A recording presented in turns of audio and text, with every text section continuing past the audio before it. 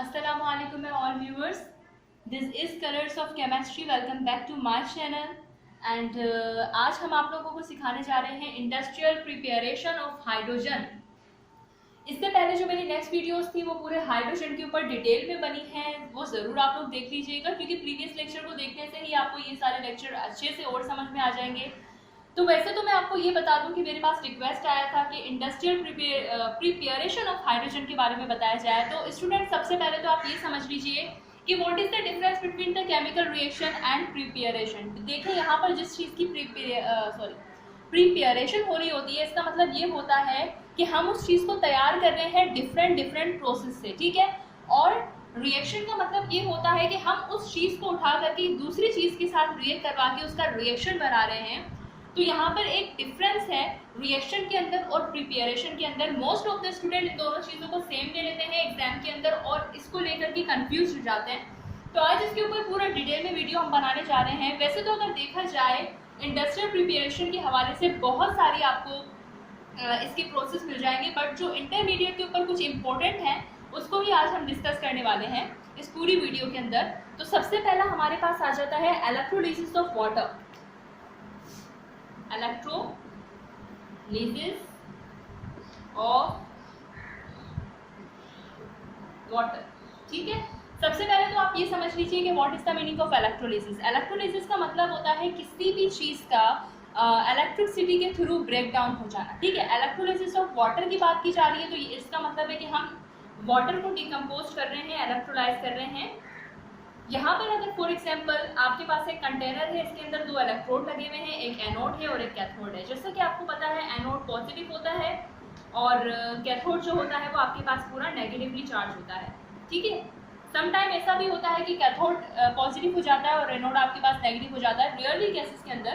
But यहाँ पर anode जो है वो पॉजिटिव है और वैसे कैथोड आपके पास क्या है, नेगेटिव है, ठीक है। यहाँ पर लिख देते हैं ये एनोड है और ये आप लोगों के पास कैथोड है, ठीक है। अब आपने क्या करना है, इसके अंदर ऑलरेडी यहाँ पे वाटर फील्ड हुआ है, इस वाटर को आपने इलेक्ट्रोलाइज करवाना है, यानी डिकम्पोज करवाना है। कैसे करवाएंगे, आप इसको कनेक्ट कर दीजिए एक बैटरी के साथ, ठीक है। थर्मल डिकम्पोजिशन के बारे में आपने सुना होगा, हमारे लेक्चर में भी मौजूद है, उसको भी हम लेके चलेंगे आज साथ। तो यहाँ पर आप क्या कर रहे हैं कि इस बैटरी के थ्रू इसको करंट प्रोवाइड कर रहे हैं और जैसे ही करंट यहाँ पर वायर के थ्रू इसमें से पास हो रहा है, जैसे ही करंट यहाँ पर वायर के थ्रू इसमें से पास हो रहा है इस कंटेनर में से, तो ये क्या कर रहा है, इस वाले वाटर को आके बीच में से डिकम्पोज कर रहा है, जिसमें से हाइड्रोजन अलग हो जाएगा और ऑक्सीजन आपके पास क्या हो जाएगा, अलग हो जाएगा। तो आपको हाइड्रोजन ज़्यादा से ज़्यादा तादाद के अंदर मिलेगा।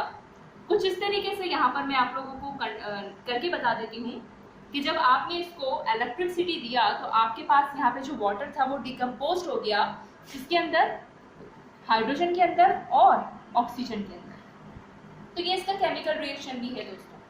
तो अब चलते हैं नेक्स्ट केमिकल रिएक्शन के ऊपर, नेक्स्ट प्रिपरेशन के ऊपर, जिसका नाम है steam and hydrocarbon process.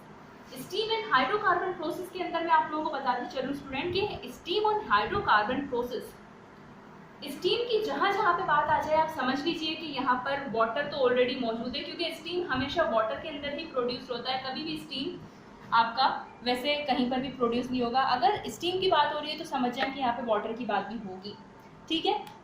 Steam and hydrocarbon process, ठीक है। यहाँ पे आप कोई भी हाइड्रोकार्बन ले सकते हैं, जैसा कि आपके पास प्रोपेन है, ईथेन है, ब्यूटेन है, मीथेन है। हम लोग यहाँ पे मीथेन ले लेते हैं, ठीक है।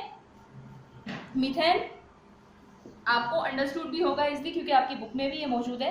मीथेन को यहाँ पे देखिए वाटर आ गया, वाटर के साथ आप करवा रहे हैं, थोड़ा सा करीब करके लिख देते हैं ताकि आपको इजी हो जाए। वाटर, और फिर आपके पास यहाँ पर बनने वाला है ज़्यादा से ज़्यादा अमाउंट के अंदर हाइड्रोजन, क्योंकि हमें हाइड्रोजन ही चाहिए, हाइड्रोजन की ही प्रिपरेशन हो रही है, और आपके पास बन जाएगा कार्बन मोनोऑक्साइड। तो बच्चे, आप लोगों को पता है कि कार्बन मोनोऑक्साइड और हाइड्रोजन जब आपस में मिलते हैं तो क्या बनाते हैं, वाटर गैस बनाते हैं, ठीक है। वाटर गैस आपको ज़्यादा से ज़्यादा अमाउंट के अंदर यहाँ पर मिल जाएगा, ठीक है। अब ये तो था आपके पास पहला केमिकल रिएक्शन जिसका नाम था steam and hydrocarbon process. Steam and hydrocarbon process. अच्छा, याद रखिएगा कि जब भी कोई केमिकल रिएक्शन होता है तो उसके अंदर हमें दो चीजों की जरूरत होती है। पहला, हमें टेम्परेचर की जरूरत होती है और दूसरा हमें जरूरत होती है किसी कैटलिस्ट की। ये दो चीजें आप लोगों के पास क्या काम करती हैं? टेम्परेचर जो है किसी भी चीज को किसी भी रिएक्शन को प्रोसीड करने में काम आता है, और कैटलिस्ट से क्या होता है कि उसकी रेट ऑफ रिएक्शन फास्ट होना स्टार्ट हो जाती है। इसकी एग्जांपल ऐसे भी है कि अगर आप किसी गोश्त को गला रहे हैं तो वहां पे आप पपीता इस्तेमाल कर सकते हैं या सोडा इस्तेमाल कर सकते हैं उस गोश्त को गलाने के लिए, ताकि जल्दी जल्दी वो गल जाए। तो रेट ऑफ रिएक्शन को फास्ट करने के लिए काम आता है आपके पास कैटलिस्ट, और टेम्परेचर किसी भी जो है रिएक्शन को प्रोसीड करने के लिए आप लोगों के पास अप्लाई किया जाता है। तो यहाँ पर जो टेम्परेचर हमने अप्लाई किया है वो है बच्चों 900 डिग्री सेंटीग्रेड, और जो कैटलिस्ट आप लोग यहाँ पर यूज कर रहे हैं वो है आप लोगों के पास निकल। ठीक है, वैसे जितने भी ट्रांजिशन मेटल्स हैं आपके पास, निकल है और प्लेटिनियम है, क्रोमियम है, कोबाल्ट है, क्रोमियम है, ये सब आप लोगों के पास क्या है, एज अ कैटलिस्ट ही इस्तेमाल किए जाते हैं। और किस लिए इस्तेमाल किए जाते हैं वो भी मैंने आप लोगों को इस लेक्चर के अंदर बता दिया है। तो बच्चे चलते हैं नेक्स्ट लेक्चर के ऊपर। नेक्स्ट हमारा जो प्रोसेस होगा वो कौन सा होगा? इन सबसे ही आप देख लीजिएगा कि आपको हाइड्रोजन ज्यादा से ज्यादा मात्रा के अंदर, ज्यादा से ज्यादा तादाद के अंदर आप लोगों को मिल रहा है। तो अब आप लोगों के पास है by the action of steam on coal, यानी आप क्या कर रहे हैं कि कोयला ले लीजिए और उस कोयले के ऊपर से आप भाप को गुजारना शुरू कर दीजिए। तो आप लोगों के पास क्या बनेगा? देखें, फॉर एग्जाम्पल आपके पास कार्बन है। कार्बन का कोई फॉर्मूला तो होता नहीं है, कार्बन सिंपली आप कॉल आप सिंपली कार्बन को बोल सकते हो, कोयले का कोई फॉर्मूला नहीं होता। उसको आप स्टीम के साथ ले लीजिए। स्टीम मैंने आपको पहले भी बताया है कि सिंपली वाटर को आप बोल सकते हो। ठीक है, अब आप इसको कितना डिग्री सेंटीग्रेड दे रहे हो? 1000 डिग्री सेंटीग्रेड आप इसको प्रोवाइड कर रहे हो। 1000 डिग्री सेंटीग्रेड जब इसको प्रोसीड करेगा रिएक्शन को, तो आपके पास दो चीजें बनेगी। एक आपके पास बनेगा हाइड्रोजन और एक आपके पास बनेगा कार्बन मोनोऑक्साइड। कैसे बनेगा आपको पता है कि ये वाला ऑक्सीजन इस वाले कार्बन के साथ जा करके मिलेगा और आपके पास बनाएगा कार्बन मोनोऑक्साइड, और आपके पास ज्यादा से ज्यादा तादाद में बन जाएगी हाइड्रोजन, क्योंकि आपको हाइड्रोजन ही चाहिए। सेकंड के अंदर हमारे पास ये सवाल पैदा होता है कि अगर यहाँ पर जो आपके पास प्रोडक्ट बना है, मैंने पहले भी बताया कि इस प्रोडक्ट को हम क्या कहते हैं, इसको हम कहते हैं वाटर गैस। ये जो वाटर गैस हमारे पास बना है, ये सिंपली वैसे हाइड्रोजन आपको नहीं मिल रहा है, दो चीजें आप लोगों को साथ में मिल रही हैं। एक आपको मिल रहा है हाइड्रोजन और एक मिल रहा है कार्बन मोनोऑक्साइड। तो अब हमें क्या करना है कि इस कार्बन मोनोऑक्साइड को यहाँ से निकालना है।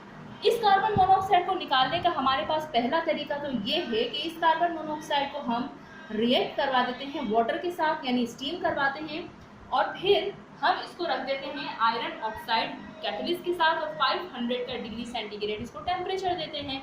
तो इससे क्या होगा कि कार्बन मोनोऑक्साइड जो यहाँ पर मौजूद है वो कार्बन डाइऑक्साइड के अंदर तब्दील होकर वहाँ से एवापोरेट हो जाएगा या निकल जाएगा, क्योंकि आपको पता है कि गैस तो लिबरेट हो जाता है। तो आइए इसको केमिकल रिएक्शन के थ्रू हम समझते हैं। ये इसका सेकंड स्टेप है। कार्बन मोनोऑक्साइड को हमने उठाया है हाइड्रोजन के साथ, जैसा कि वाटर गैस यहाँ पे आपके पास गिवन था।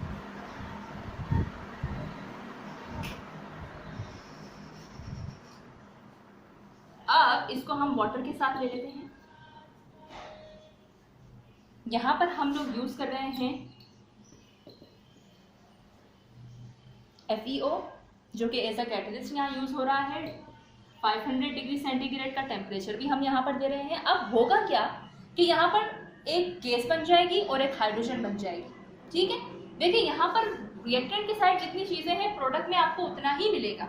अगर आप चाय बना रहे हो, उसमें चीनी पत्ती दूध डाल रहे हो, तो आपको उसमें चीनी पत्ती दूध का ही टेस्ट आएगा, ना ही तो उसमें लाल मिर्च या नमक का टेस्ट आएगा। तो केमिस्ट्री भी ऐसे ही है कि जितना आप डालोगे आपको प्रोडक्ट साइड के ऊपर उतना ही मिलेगा। तो यहाँ पर आप लोगों को इस वाले ऑक्सीजन को और इस वाले ऑक्सीजन को कंबाइन करेंगे तो 2 ऑक्सीजन हो जाएंगे। इस कार्बन के साथ अगर ये रिएक्ट करेंगे तो आपके पास कार्बन डाइऑक्साइड बनेगा। अब आपके पास क्या बचा? ये वाला हाइड्रोजन और ये वाला हाइड्रोजन। अब यहाँ पर कितना हाइड्रोजन हो गया? 4 हाइड्रोजन हो गया। तो यहाँ पर आपको प्रोडक्ट साइड के अंदर मिलने वाला है 4 हाइड्रोजन। आप इसको ऐसे भी लिख सकते हैं 2 2 4। अब देख लीजिए कि बैलेंस इक्वेशन हो गया है। यहाँ पर प्रोडक्ट में, यहाँ पर रिएक्टेंट में जितना मौजूद है उतना ही यहाँ पर प्रोडक्ट में आप लोगों के पास मिल रहा है, उतना ही आप लोगों के पास प्रोडक्ट में आप लोगों को मिल रहा है। सेकंड में इस कार्बन डाइऑक्साइड को भी अगर आपको यहाँ से हटाना है तो एक और रिएक्शन है जो यहाँ पर हो सकता है। अगर आपको नजर आ रहा हो तो मैं नीचे ही लिख देती हूँ। यहाँ पर आप लोग सोडियम हाइड्रोक्साइड को रिएक्ट करवा दीजिए। सोडियम हाइड्रोक्साइड क्या करेगा, इस कार्बन डाइऑक्साइड को यहाँ से डिसॉल्व कर देगा, रिमूव कर देगा, एब्जॉर्ब कर देगा। कैसे, आइए देखते हैं। इस कार्बन डाइऑक्साइड को ले लीजिए,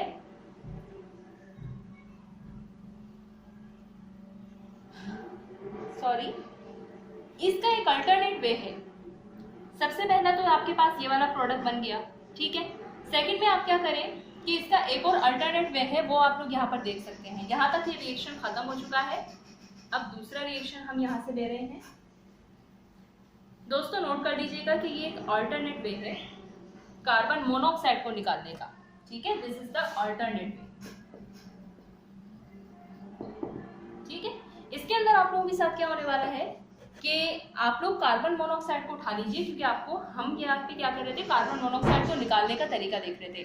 पहला तरीका मैंने आपको फर्स्ट रिएक्शन में बताया। अब कार्बन मोनोऑक्साइड को निकालने के लिए आप क्या करेंगे, यहाँ पर ऐड कर दीजिए सोडियम हाइड्रोक्साइड। सोडियम हाइड्रोक्साइड को जब आप यहाँ पर ऐड कर दोगे तो आपके पास यहाँ पर बनेगा सोडियम फॉर्मेट, ठीक है। यहाँ पर आपके पास क्या बन जाएगा, सोडियम फॉर्मेट, ठीक है। सोडियम हाइड्रोक्साइड क्या करेगा, इस वाले कार्बन मोनोऑक्साइड को आकर के डिसॉल्व कर लेगा। जब इसको डिसॉल्व कर लेगा तो ये यहाँ पर एक प्रोडक्ट बनाएगा जिसका नाम होगा सोडियम फॉर्मेट। एक और इसका रिएक्शन है, वो भी हम देख लेते हैं। Steam methanol process. Steam methanol process के अंदर क्या होता है कि आप लोग यहाँ पर, आपको पता है कि मिथनॉल जहां पर OL लग जाए वहां पर आपके पास क्या हो जाएगा, अल्कोहल आ जाता है। तो यहाँ पर आप मिथनॉल यूज कर रहे हो, प्रोपेनॉल भी हो सकता है, ब्यूटेनॉल भी हो सकता है। यहाँ पे आपने मिथनॉल यूज किया है, हाइड्रोकार्बन में से हमने मिथनॉल को लिया है। मिथनॉल को जब आप रिएक्ट करवा रहे हो स्टीम के साथ या वाटर के साथ on the temperature of 250 degree centigrade, तो आपके पास यहाँ पर आपको मिलेगा कार्बन डाइऑक्साइड, ठीक है। क्योंकि यहाँ पर 2 ऑक्सीजन है। यहाँ पे आपको समझ जाना चाहिए कि प्रोडक्ट में जो गैस बनेगा, अगर कार्बन और ऑक्सीजन मौजूद है तो कार्बन डाइऑक्साइड ही बनेगा, अगर एक ऑक्सीजन मौजूद है तो कार्बन मोनोऑक्साइड ही बनेगा। तो यहाँ पर आपके पास बनेगा कार्बन डाइऑक्साइड। अब यहाँ से कार्बन चला गया, 2 ऑक्सीजन चला गया, अब आपके पास बचा हाइड्रोजन। कितना बचा है, 2 हाइड्रोजन, 1 हाइड्रोजन 3 और ये तीसरा ये 3 हाइड्रोजन ये, तो मतलब आपके पास 6 हाइड्रोजन बचे हैं। तो अब आप इसको किस तरीके से लिखेंगे, मैं आपको लिखना सिखा रही हूँ। 3H2, 3 2 6, यानी प्रोडक्ट साइड पे भी आपको उतना ही मिल रहा है और रिएक्टेंट के अंदर भी आपके पास उतना ही मौजूद है। जितना अमाउंट वहां था उतना ही अमाउंट वहां है, किसी भी किस्म का कोई घेल नहीं आया है यहाँ पर। एक और हम लोग रिएक्शन देख लेते हैं। ये लास्ट रिएक्शन होगा और ये इंपॉर्टेंट रिएक्शन है बच्चों, आता है एग्जाम के अंदर। डिटेल में समझाने का मकसद ये था कि आप लोगों को करना आ जाए और ट्रिक्स बताने का मकसद ये है कि आप लोगों को याद हो जाए। Thermal decomposition of hydrocarbon. Thermal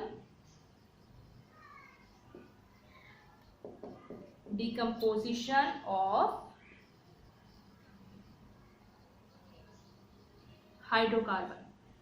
thermal decomposition of hydrocarbon का जो मकसद है वो ये है कि डिकम्पोजिशन, मैंने आपको कहा था हम लेक्चर में लेंगे। डिकम्पोजिशन का मतलब होता है किसी भी चीज को ब्रेक कर देना। कैसे ब्रेक कर देना, आप किसी को हथौड़ा मार के तो आप हटा नहीं सकते ना। डिकम्पोजिशन का मतलब होता है कि किसी हीट के थ्रू किसी को ब्रेक कर देना, ठीक है। या फिर आप क्या करें, किसी इलेक्ट्रिसिटी के थ्रू आप किसी को ब्रेक कर सकते हो, जैसे आप इलेक्ट्रोलिसिस में कर रहे थे। थर्मल का मतलब होता है हीट, ठीक है। थर्मल का मतलब क्या होता है, हीट। डिकम्पोजिशन का मतलब होता है ब्रेक डाउन। तो ऐसे आपको इजी हो जाएगा समझने के अंदर, ठीक है। हाइड्रोकार्बन तो आपको पता है कि कितने होते हैं भाई, प्रोपेन है, मीथेन है, इथेन है, ब्यूटेन है। इनकी तो सीरीज है जो आपके पास ऑर्गेनिक केमिस्ट्री में आपको मिलेगी, ठीक है। तो यहाँ पर हम आप लोगों के पास मीथेन ले लेते हैं। मोस्टली यहाँ पे हर जगह मीथेन ही यूज हुआ है, मीथेन ले लेते हैं, ठीक है। मीथेन को आप रिएक्ट करवाना है। रिएक्ट आप किसी के भी साथ नहीं करवाएं, क्योंकि डिकम्पोजिशन का मतलब है कि आपने हाइड्रोकार्बन को सिंपली डायरेक्टली ब्रेक करना है। जब आप किसी को डायरेक्टली ब्रेक करवाते हैं तो आपको उसको किसी के साथ रिएक्ट करवाने की ज़रूरत ही नहीं होती है। आप जस्ट उसको एक टेम्परेचर दे दीजिए, वो आपके पास खुद ब खुद हीट होना स्टार्ट कर देगा। जब आप इसको 700 डिग्री सेंटीग्रेड के ऊपर डिकम्पोज करेंगे तो ये दो चीज़ों में ब्रेक होगा। पहला, सिंपल कार्बन के अंदर जो कार्बन ब्लैक होता है ना, जो गैस होती है, धुआं होता है, जो आपके कार के जो टायर है उसके अंदर फील होता है, इंक पिगमेंट के अंदर फील होता है, ये वो वाला कार्बन है। ये बहुत ज़्यादा बेनिफिशियल कार्बन होता है। प्लास्टिक के अंदर यूज़ होता है, जो पेंट आप यूज़ करते हो उसमें कार्बन यूज़ होता है।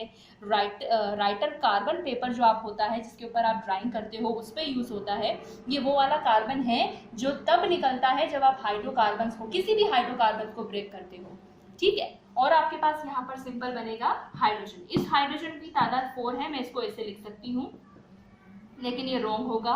आप इसको ऐसे लिख दें तो काफी बेहतर है,